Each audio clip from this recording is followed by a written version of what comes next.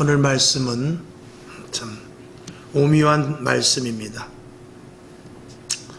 모든 것들이 하나님의 주인이시고 하나님이 주권을 갖고 계신다는 그런 의미의 말씀이죠. 시대는 계속 변하고 있습니다. 오늘 이제 어버이 주일, 또 이렇게 부모님을 공경하고, 또 지난 주일에 어린이 주일에서 자녀들을 사랑하고, 또 5월은 가정의 달이니까 스승을 또 높이고, 이런 서로가 하나 되는 가정의 달 5월 달을 맞이해서 여러 가지 몇 가지 이렇게 말씀을 드리고자 하는 것인데, 특별히 변화하는 시대 속에서 이 젊은이들은 계속 변화하고 있죠. 아무래도 나이를 먹은 사람들은 변화의 속도가 좀 늦습니다.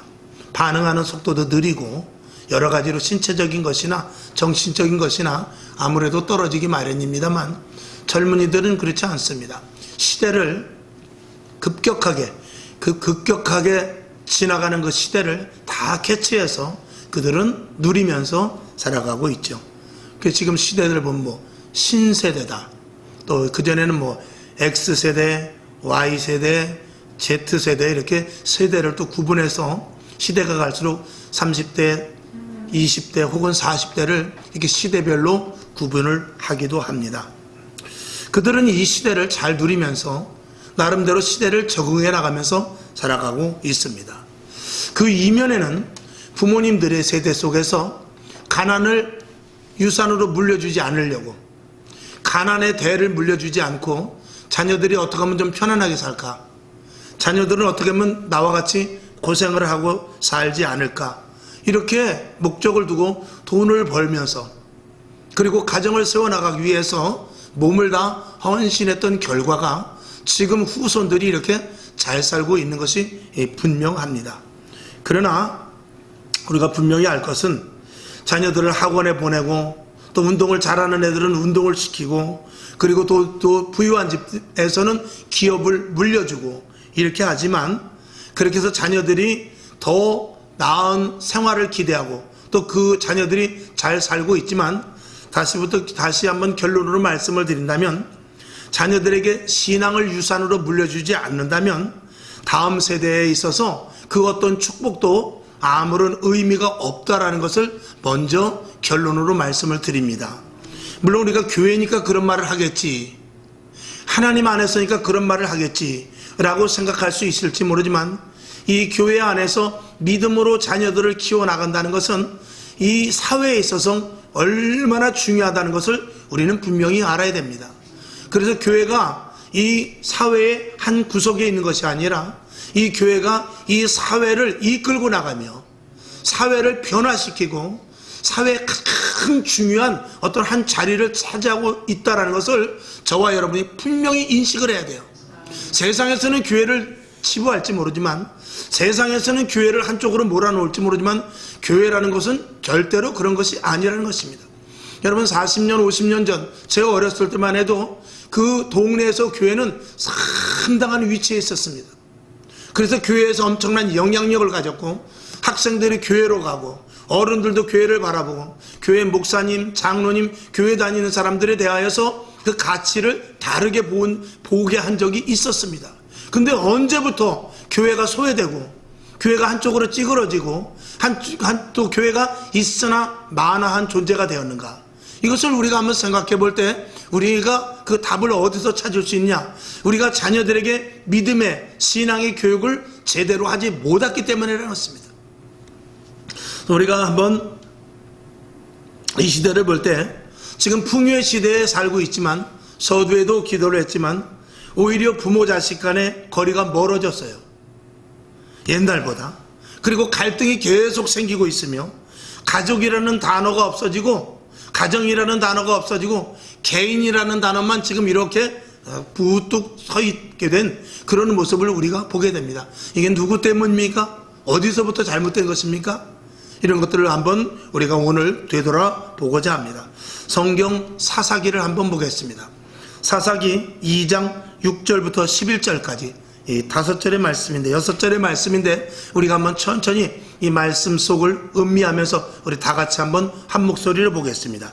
6절부터 시작. 전에 여호수아가 백성을 보내매 이스라엘 자손이 각기 그 기업으로 가서 땅을 차지하였고 7절 백성이 여호수아의 사는 날 동안과 여호수아 뒤에 생존한 장로들 곧 여호와께서 이스라엘을 위하여 행하신 모든 큰 일을 본 자의 사는 날 동안에 여호와를 섬겼더라. 8절 여호와의 종 눈의 아들 여호수아가 110세의 죽음에 무리가 그의 기업의 경내 에브라임 산지 가스산 북 딥낫 헤레스에 장사하였고 10절 그 세대 사람도 다 그 열조에게로 돌아갔고 그 후에 일어난 다른 세대는 여호와를 알지 못하며 여호와께서 이스라엘을 위하여 행하신 일도 알지 못하였더라.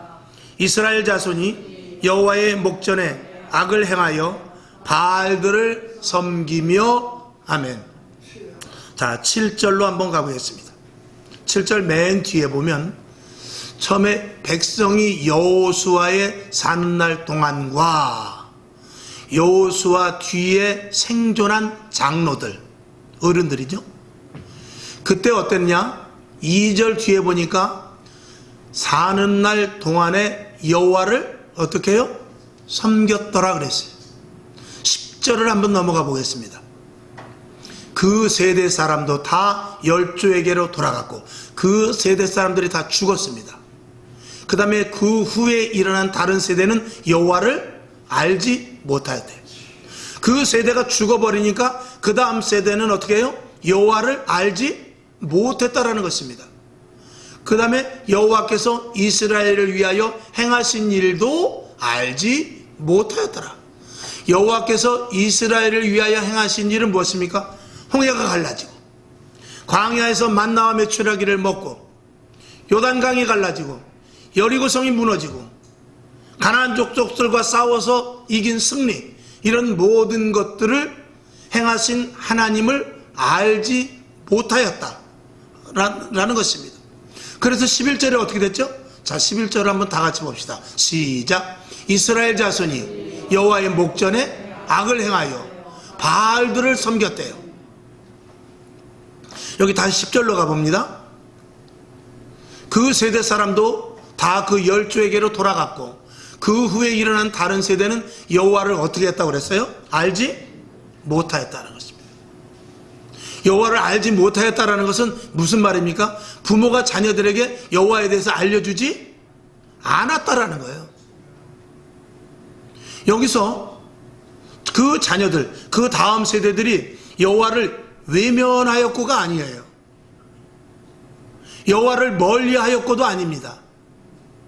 여기서 보니까 여호와를 잊어버린 것도 아니고 여호와를 어떻게 해요? 알지 못했다는 것입니다. 왜 부모가 알았던 여호와 하나님을 자녀들이 알지 못했죠? 부모들이 자녀들에게 신앙에 대해서 전혀 알려주지 않았기 때문에 그런 거예요. 여러분 이거는 굉장히 심각한 이야기입니다. 결국은 여러분이 성경의 역사를 알지만 이스라엘 백성들이 어떻게 됩니까? 그 중간중간에 여호와를 알려고 하는 왕들이나 여호와를 알려고 하는 사람들이 일어났지만 결국 그 세력이 여호와를 알지 못하는 세대에 오히려 지고 말았습니다. 아니나 다를까요? 솔로몬 시대에도요, 나이 든 장로들의 말을 듣지 아니하고 자기 친구들의 말을 들어서 정치를 해나가는 데 있어서 젊은 층의 말을 듣다 보니까 나라가 결국은 망해졌고 나라가 둘로 갈라지는 처참한 일이 생겨버렸어요. 하나된 이스라엘이 장로들, 나이 드신 분들의 말을 듣지 않고 젊은이들과 짝짝꿍해서 솔로몬이 정치를 해나갔고 그리고 솔로몬의 그 아들들이 그 정치를 이어갔습니다. 결국은 어떻게 됩니까? 결국은 나라가 반으로 갈라져 버리고 말았습니다. 솔로몬이 처음에는 정치를 잘했죠. 그런데 우상신들을 받아들이고 그리고 젊은 기성세대들과 연합해서 그들이 정치를 시작하게 됩니다. 그들이 젊은 세대들과 정치를 했다는 것은 그들이 이 솔로몬의 정치는 섬기는 정치가 아니라 백성들을 억압하는 정치였어요. 그 억압하는 데는 무엇이 필요하냐? 힘이 필요했어요. 그 힘은 젊은이들의 상징입니다. 그러니까 젊은 세대들을 세워가지고 정치를 했다라고 말할 수 있죠. 그것을 그 자식 바로 그 르호보암이 이어받아서 장로들의 말을 듣지 아니하고 젊은이들의 말을, 자기 친구들의 말을 듣는, 결국은 그대로 답습하게 되는 것입니다. 힘의 정치에서 그 젊은이, 그 아들 르호보암은 젊은이들의 정치로 그대로 이어가게 되는 거예요. 그렇게 됨으로 말미암아서 결국은 하나님의 진노 속에서 나라가 절반으로 갈라지고, 그 절반으로 갈라진 나라가 어떻게 됐죠? 북이스라엘은 아수르의 멸망을 당하고, 남유다는 바벨론의 멸망을 당하고, 멸망을 당하는 것으로 끝나는 것이 아니라 포로로 끌려가는 어이없는 일을 당하게 됩니다. 그게 어디서부터 잘못된 것이지요? 부모들이 자녀들에게 온전한 믿음을 유산으로 내려주지 않았기 때문에 그런 거예요.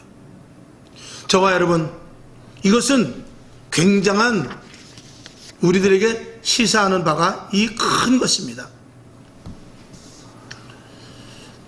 이스라엘 백성들이 처음에 가나안 땅에 들어갔을 때 그 선조들의 믿음은 막강했죠. 홍해를 건넜던 기적을 가졌던 세대들입니다. 그리고 요단강을 건너왔고요. 그리고 여리고성을 그냥 힘없이 무너뜨려 버렸어요. 그러니까 그 강력한 신앙 속에서 세상이 그들을 넘보지 못했단 말입니다. 왜 그렇죠? 신앙심이 두터웠기 때문에 세상이, 마귀가 함부로 건드리지 못했단 말입니다. 그러나 하나님을 제대로 알지 못하는 그 후대들에게는 마귀의 밥이 될 수밖에 없었던 것입니다. 문제가 생겼을 때 하나님을 바라보는 것이 아니라, 어려운 일이 생겼을 때 하나님을 바라보는 것이 아니라, 그것을 부모에게 그대로 배웠어야 되는데 그렇게 하지 않고 세상 방법, 자기가 가진 지식, 자기가 가진 형편에 따라서 그 세상에서 방법을 찾다 보니까 결국 세상의 덫에 걸리게 되는 그런 일들. 여러분, 그 가나안 땅에 들어갔던 믿음의 선배들은 믿음이 강했기 때문에 마귀가 틈타지 못했다고 그랬어요. 여러분, 우리가 병이 왜 듭니까? 물론 나이가 들어서 우리의 몸이 약해지기 때문에 병이 듭니다만, 그 병이 드는 이유 중에 가장 첫 번째는 뭡니까? 이유는 무엇입니까? 몸이 약해지기 때문에 그래요. 몸이 강하면은요, 감기 기운이 들어와도요, 코로나 기운이 들어온다 할지라도 이겨낼 수 있습니다. 근데 몸이 상대적으로 약해지면은요, 작은 균 하나에도 그냥 이게 노출이 돼버리고 말아서 작은 균 하나에 우리 몸에 치명적인 상처를 입게 되는 것입니다. 몸이 이게 튼튼하고 강할 때는 길을 가다가 조금 넘어져도요, 다시 툭툭 털고 일어나면 됩니다. 근데 60 넘어 70, 80 되신 분이 만약에 길에서 넘어졌다, 3달 동안 못 일어날 수도 있다는 말입니다. 왜 그렇죠? 몸이 상대적으로 약해지게 되면은 외부의 충격이 심하게 상처를 입게 되는 것입니다. 신앙도 마찬가지입니다. 기도하는 사람, 하나님의 말씀으로 사는 사람, 신앙에 투철한 사람은 마귀가 올 수가 없어요. 근데 기도하지 못하고, 말씀 보지 못하고, 예배 드리지 못하고, 신앙이 점점 약해질 때 아무리 매일 고기를 먹으면 뭐예요? 아무리 매일 영양가 있는 것을 먹으면 뭐합니까? 영이 강해지지 못하면 마귀의 밥이 될 수밖에 없는 것입니다. 지금 이 시대에 마찬가지입니다. 우리의 시대를 한번 볼 때, 여러분 30년 40년 전에 우리 부모님의 시대는, 그때는 신앙이 어땠습니까? 막강했지요. 밤에 철야하지요. 와서 한번 예배 드리면 2시간 3시간씩 예배 드리죠. 집에서 조금만 짬이 나면 기도하고 찬양하고 말씀 보죠. 아무리 힘들어도, 여러분 옛날에 어르신들이 지금보다 일 더하면 더했지 덜하지 않았어요. 지금 우리가 힘드네, 아유 일이 너무 힘드네, 너무 노동시간이 많네, 아무리 그래도 우리가 30년 40년 전에 뼈 빠지게 어른들이 일한 것에 대하면 절반도 하지 못합니다. 근데 그런 와중에 기도했단 말입니다. 그런 와중에 말씀 받단 말입니다. 그런 와중에 2시간 3시간 매주 나와서 뿐만이 아니라 시간 매일 새벽 예배도 4시 반에 일어나서 드리고 아침에 출근하기까지 기도하면서 갔단 말이죠. 그런 신앙 속에서 마귀가 틈탈 수 있겠습니까? 없겠습니까? 마귀가 틈을 탈 수가 없어요. 그러나 지금은 어쩌죠? 낮 예배 한 번 드리죠. 2시 예배 잠깐 드리죠. 저녁 예배가 없어지죠. 신방이 없어지죠. 가정 예배가 없어지죠. 기도 1시간을 못하죠. 성경 한 장을 못 보죠. 누구의 밥이 되겠습니까? 당연히 마귀의 밥이 될 수밖에 없는 것입니다. 세력이 약하면은 병이 자동으로 오듯이 우리의 영적인 부분들이 약해질수록 마귀를 우리를 갖고 놀다 못해 자기 마음대로 자기 주머니에 넣었다 뺐다 하는 그런 일들이 지금 일어나고 있는데, 지금 교회에 나와서 예배드리는 것조차도 마귀가 허용해 나올 정도로 이렇게 약한 그런 신앙인들이 되었단 말입니다. 우리가 예수를 믿고 신앙 안에 있다 할지라도 정말 내가 주님이 공급하여 주시는 힘으로 믿음 생활하는 사람이 있는가 하면 마귀의 조절에 의하여서 신앙 생활하는 사람들도 있지 않을까라는 이런 우려감이 든다는 말이죠. 여러분, 정말 하나님 손에 우리가 꽉 붙잡혀서 내가 해야 될 일과 내가 그리스도인으로서 영적인 부분에 대해서 강력한 병기와 같이 힘을 발휘하고 있느냐, 이것이 우리 이 시대에 우리가 돌아봐야 될 것이라는 것입니다. 여러분에게 정말 확고한 신앙을 갖기를 바랍니다. 여러분이 왜 운동을 합니까?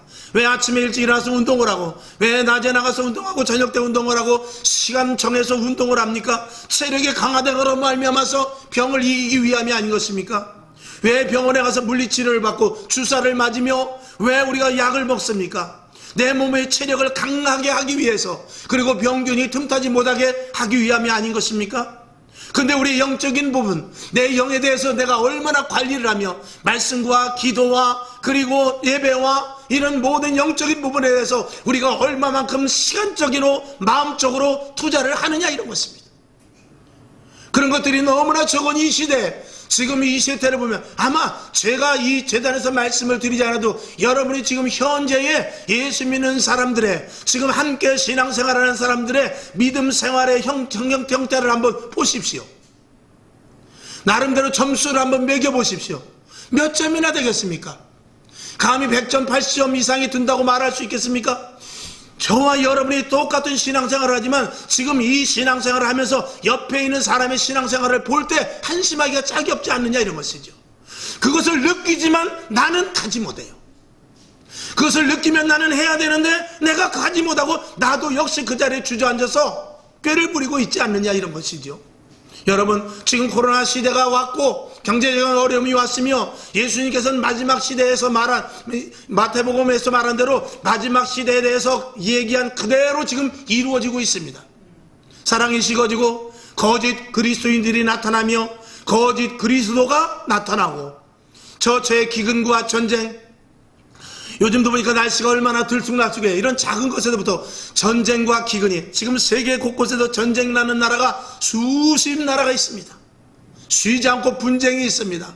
서로가 서로를 잡아먹으려고 하고, 이제는 이 글로벌 시대에서 하나가 되고자 하지 않습니다. 지금은 글로벌 시대 속에서 내가 살고 너도 살자, 그런 시대가 아닙니다. 지금은 완전히 아주 자국 정책으로서 내 나라만 잘 살면 되지 않은 이런 개인주의가 국가까지도 팽배되어 가고 있는데, 코로나 등등 여러 가지 핑계로 인해서 그런 일들이 계속 일어나고 있습니다.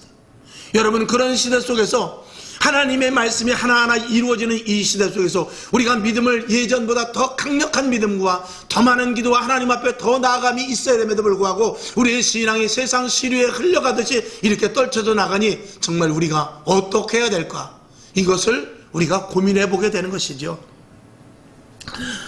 우리가 다시 조금 전의 말씀으로 돌아가서 30년 40년 전에 우리 부모들의 세대에 신앙이 얼마나 좋았습니까? 그러나 지금 자녀들의 신앙은 어떻게 된 것이죠? 지금 자녀들의 신앙이 형편없다라는 것은 오히려 지금 자녀들의 신앙이 오늘 본문의 말씀과 같이 여호와를 알지 못하는 신앙입니다. 전혀 알지 못하는 신앙이에요. 하나님이 어떤 분이고 누군지 알지 못하고 그냥 교회만 나오는 것이지 하나님에 대해서 관심 없고 예수님에 대해서 관심도 없거니와 믿음을 통해서 어떤 것들을 얻으리라 하는 이런 관심은 전혀 없습니다. 그저 교회에 나와서 예배한 시간 드림으로 말미암아서 내 신앙, 내가 이 인생에 있어서 하나의 문화적인 생활 일부분으로 생각할 뿐이지 내 인생을 거기다 걸고 내 인생을 하나님께 맡기고 내 인생의 온전한 동반자로서의 예수 그리스도를 맞이하는 그런 젊은이들은 너무나 적단 말입니다. 여기까지 이끌고 가지 못한 이 책임이 누구에게 있느냐? 이게 바로 부모 세대에 있다는 것입니다. 이것을 부모들이 회개하지 않으면 이 세상은 절대로 회복되지 않습니다. 부모가 엎드려 더 기도해야 되고, 부모가 더 엎드려 금식해야 되고, 부모가 엎드려서 더 정말 가슴을 찢으면서 주 앞에 회개하지 않으면 이 다음 세대를 보장할 수가 없다는 것입니다. 회복될 수가 없습니다.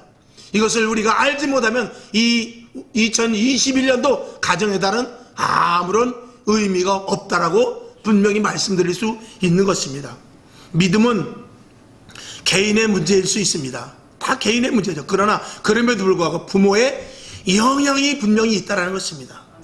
부모들의 무관심, 세상적인 것은 관심을 깊이 갖고 조금만 공부가 떨어져도 거기에는 관심을 갖지만 신앙은 그렇게 중요시 여기지 않는 것이죠.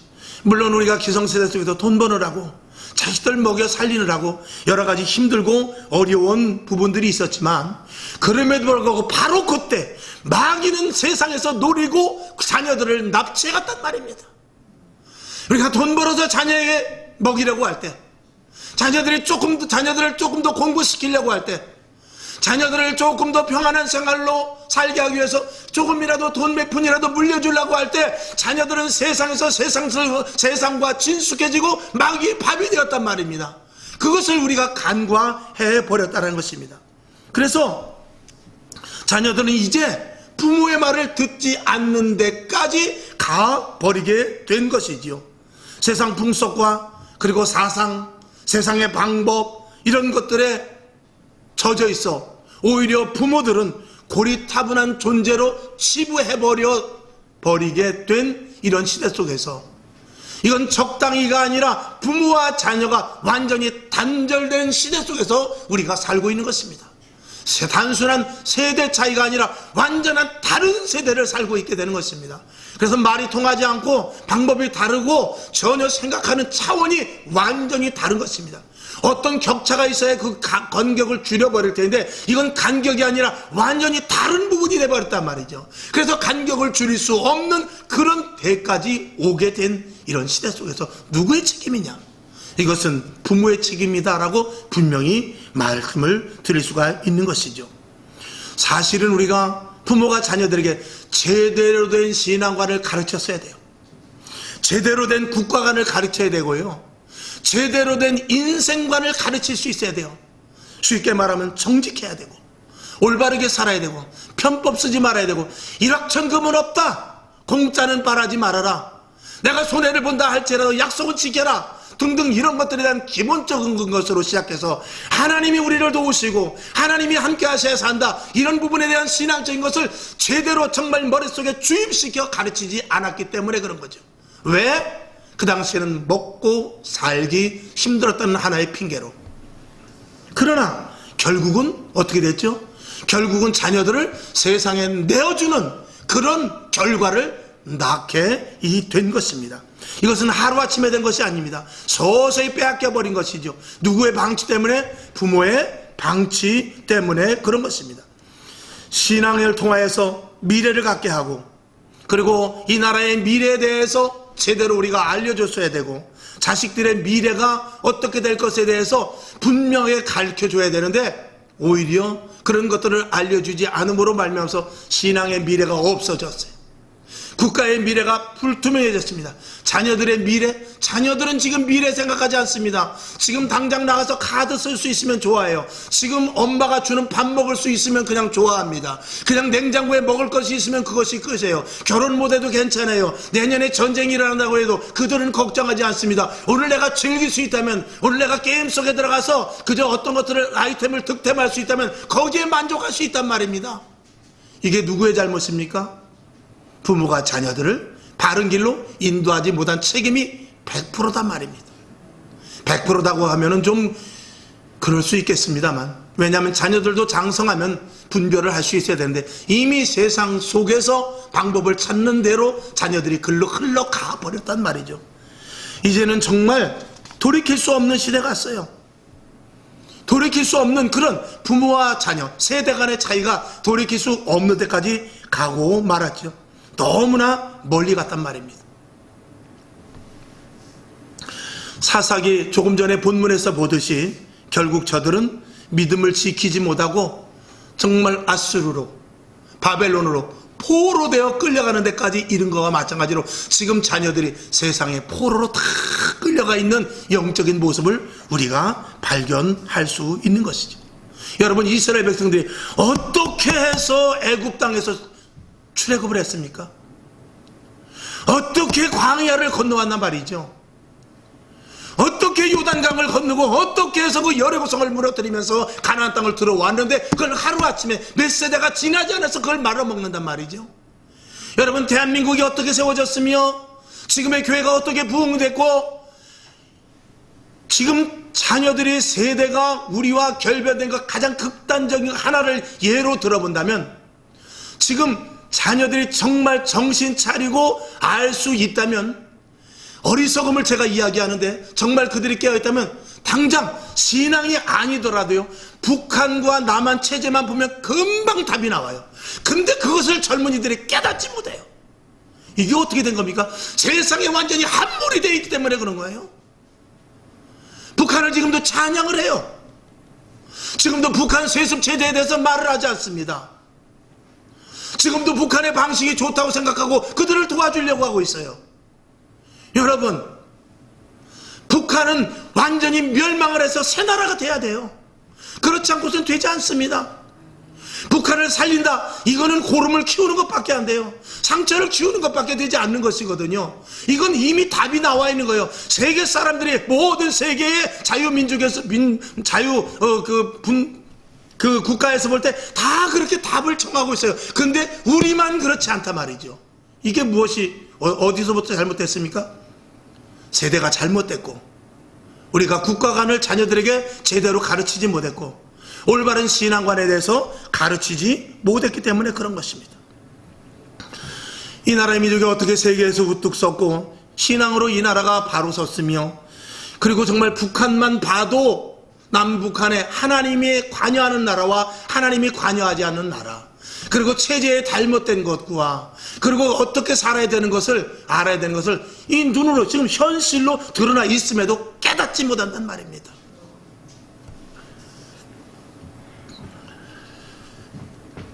신앙에 대해서, 믿음에 대해서, 교회에 대해서, 가정의 소중함과 그리고 가족이 어떠한 것들과 그리고 진실하게 살아야 될 것과 성실이 무엇이며 왜 근면해야 되며 나라의 미래가 왜 있어야 되며 너희들이 왜 바르게 커야 되는 것과 이런 것들을 가르치지 않고 그저 먹을 것 입을 것으로 자녀들을 채워서 그저 좋은 집, 많은 통장의 잔고, 그리고 기업을 나름대로 이어나가서 세상의 방법을 따라 하더라도 세상에서 악이라고 하는 것이 이 통용이 되면은 그런 것을 이렇게 섭취하더라도 나만 잘 되면 잔다는 식의 자녀들의 교육을, 그렇게 교육을 시켰기 때문에 그런 것입니다. 그것은 비단 여기 앉아있는 저와 여러분의 문제만 아닙니다. 지금 대한민국의 모든 총체적으로 그렇게 되어 왔기 때문에 이제는 더 이상 올라갈 수 없습니다. 대한민국은 제가 정말 이런 건 뭐 장담할 것은 아니지만 대한민국이 과연 이전에보다도 더 좋아질 수 있을까는 정말 저와 여러분이 한번 심각하게 생각해 봐야 될 것입니다. 지금도 얼마만큼 추락하고 있는지 모릅니다. 경제대국 10위에서 엊그제만 해도 벌써 40위로 떨어졌습니다. 계속해서 급속도로 내려가고 있습니다. 남미를 보십시오. 필리핀을 보십시오. 여러분, 그 나라를 보고 우리는 웃었습니다. 베네수엘라를 보고 바보 같은 나라라고 그랬어요. 근데 우리나라가 지금 어떻습니까? 외국에서 지금 우리나라를 그렇게 보고 있어요. 근데 젊은이들은 눈치를 채지 못하고 있어요. 이게 불행인 거예요. 옛말에 그런 말이 있어요. 산토끼 잡으러 갔다가 무엇을 놓치죠? 집토끼를 놓친단 말입니다. 아파트, 노후자금, 자녀들의 좋은 직장, 살기 좋은 환경, 이런 것들이 가정이 붕괴되는데 그게 무슨 의미가 있습니까? 그렇잖아요? 푸르른 잔디가 있고 시원한 에어컨이 나오고 1시간에서 2시간이면 부산을 갈 수 있어요. 근데 그것이 가정이 붕괴되면 그게 무슨 의미가 있냔 말이에요. 걸어서 한 달을 걸려서 서울에서 부산을 간다 할지라도 가정이 해체되지 않고 가족이 사랑이 있으며 부부간에 사랑이 있고 동기간에 의리가 있어야 그게 의미가 있는 것이지, 서울에서 부산을 1시간에 주파하면 무슨 소용이 있냐 말이지. 좋은 비행기 S클래스 비행기를 타고 갈 수 있으면 그게 무슨 소용이 있냐 말입니다. 가정이 붕괴되고 너와 나와의 관계가 다 끊어져 있는데 아무런 의미도 없는 것이에요. 내가 지하에서 셋방을 산다 할지라도 가족이 돼야죠. 빌라 정말 월세를 산다 할지라도 가정이 제대로 되어 있어야죠. 여기저기 자가용으로 왔다 가지 못하고 자전거를 타고 다닌다 할지라도 동기간에 우애가 있어야 될 거 아닙니까? 이게 더 중요한 것 아니냐 말이죠. 그것이 어디서부터 나와야 되죠? 교회 안에서부터 나오는 것입니다. 왜 그게 교회 안에서부터 나오죠? 여러분 지금 보면 뭐 차별금지법이니 동성애 합법, 지금은요 웬만한 간통 같은 것은 법에 접촉되지 않습니다. 뭐 낙태할 수 있고 얼마든지 이혼할 수 있고, 그리고 부모의 찬성 없이도 도덕이나 윤리적으로는 좀 어긋나지만 법에 걸리지 않기 때문에 자기 마음대로 결혼하는 이런 시대를, 여러분 성경은 그런 것들을 다 금지하고 있어요. 근데 세상은 그런 것들을 마음대로 다 허용해버려요. 그러니까 뭐가 무너지는 것이죠? 인간의 존엄이 다 무너져 버리는 거예요. 가정이 무너져 버리는 거예요. 가족관계가 무너져 버리는 것입니다. 여러분 너도 없고 나도 없어요. 그저 개인밖에 없습니다. 사랑이 어디 있습니까? 다 주고받고 기브앤테이크지요. 용서가 어디 있습니까? 내가 이겨야죠. 헌신이 어디 있어요? 내 희생이 어디 있어요? 왜 내가 손해봅니까? 하는 그런 시대 속에서 살아가는 것은 이 가족에서부터 그런 것들이 훈련되지 않기 때문에 그래요.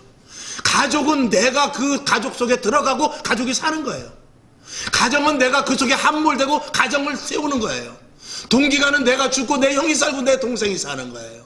부부간의 관계, 부자지간의 관계 무엇인가? 어머니의 희생으로 말미암아 자식이 살아나고 자식의 효도로 부모가 살아나는 것 아니겠습니까? 그것이 가정이요 가족이요 동기간이요 부모 자식 간의 관계고, 그것이 가족이라는 한 울타리 속에서 따뜻한 가정, 행복한 가정이 될 때 이 사회 전체가 따뜻해지는 것 아니겠습니까? 그것을 추구하는 것의 기본이 어디에 있느냐? 성경 속에 있단 말입니다. 그래서 자꾸 차별금지 있고 동성애, 그리고 이혼, 그리고 나아가서 여러가지 간통, 이런 모든 것들을 다 세상에서 해제시켜버리는 것이 무엇이 무너지게 되는 거냐? 가정이 무너지게 되는 것이요, 가족이 무너지게 되는 것이요, 그리고 사랑이 없어지게 되는 것입니다. 그러니까 세상은 자연히 누구를 미워하게 되죠? 세상은 자연히 교회를 미워하게 되는 것입니다. 세상은 자연히 예수 믿는 사람을 멀리하게 되는 것입니다. 왜 그렇죠? 그들은 두렵기 때문에 그래요. 겉으로는 억압하는 것 같지만 그들 속에는 두려움이 있습니다. 왜? 그들은 그것이 죄인지를 알지만 법에 허용하여서 있기 때문에 법이라는 것을 붙잡고 자기 마음대로 도덕과 윤리는 쳐버리고 마음대로 살면서 이 속에 일말의 양심이 있기 때문에 진정과 진실과 성실과 성결과 진리를 원하는 기독교인들이 두렵고 무서운 것입니다. 그러니까 교회 안 오는 거예요. 그러니까 예수 믿는 사람 안 만나는 것입니다.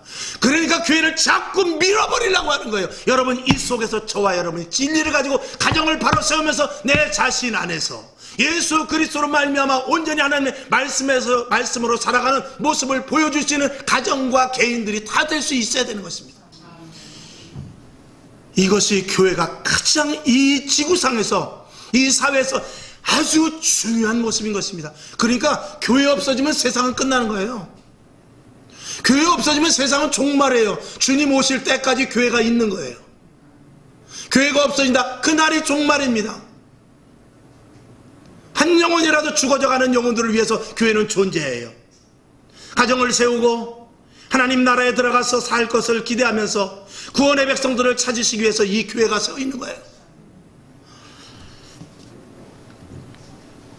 사회는 교회와 반대로 점점 가는 것이 성경이 우리들에게 말씀한 그대로예요.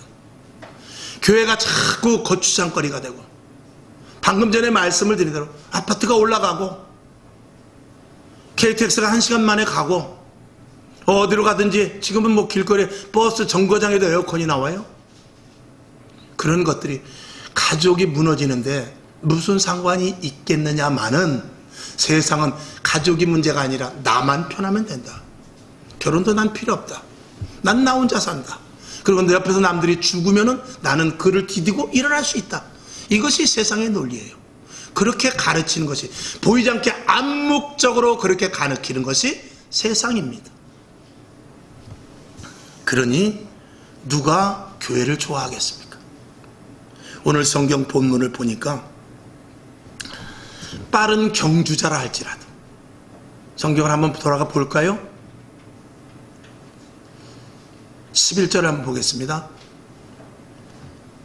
자, 빠른 경주자라 할지라도 먼저 도착하는 것이 아니래요. 유력한 사람이라고 해서 전쟁에 승리하는 것도 아니고, 지혜가 있다고 해서 식물을 먹을 것을 얻는 것도 아니며, 명철한 사람이라고 해서 재물을 얻는 것도 아니래요. 내가 기능이 있는 기술자라고 해서 누구에게 은총을 받거나 그러는 것이 아니라는 것입니다. 시기와 우연이 모든 자에게 임한다. 여기서 시기와 우연은 특혜도 있고 재앙도 있는데, 이런 것들은 우연히 임할 수 있다는 것이에요. 그래서 12절에 뭐라고 말씀하죠? 대저 사람은 자기의 시기를 알지 못한대요.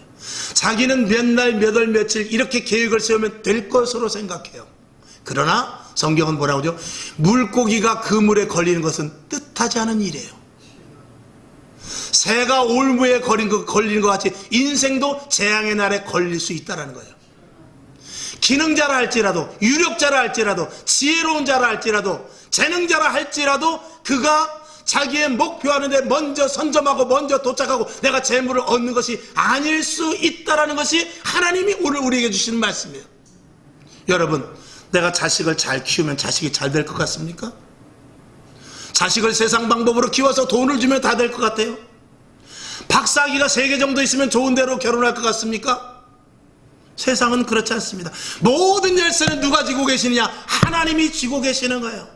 하나님은 망하게도 하시고 망한 곳에서 일으키게도 하시며, 흥하여서 잘 가는 자를 그날 하루아침에 새가 올무에 걸린 것 같이 넘어지게 할 수도 있는 분이 하나님이신 것입니다. 인생의 주인이 누굽니까? 납니까? 내가 나의 맘대로, 내 지식과 내 경험대로 끌고 갈 수 있습니까? 하나님 앞에서 우리는 언제든지 무력화될 수밖에 없습니다. 우리가 맡길 것은 오직 하나님 앞에 나의 모든 인생의 전부를 맡기는 것입니다. 하나님, 나의 앞길을 책임져 주시고, 주님이 인도하여 주시고, 주님께서 이정표를 세워주시고, 주님께서 길을 내주셔서 그 길로 가기를 원하오니 하나님 나를 인도하여 주시옵소서. 이게 솔로몬이 기도했던 기도예요. 우리가 솔로몬보다 낫습니까? 하나님 앞에 맡기지 않는 모든 것들은 다 일시의 허사가 될 수도 있다는 것이 오늘 말씀입니다. 우리는 자식을 끔찍이 생각하죠. 이 세상에서 내 생명보다 귀한 게 자식이에요.